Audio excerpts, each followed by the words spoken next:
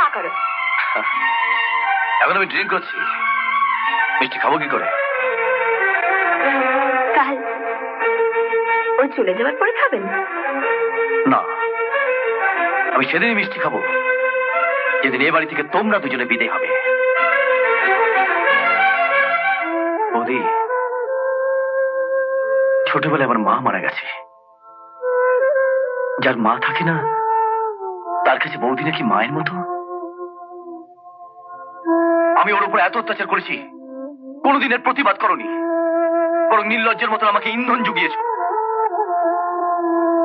তুমি না মেয়ে, কারো বউ, কারো সন্তান।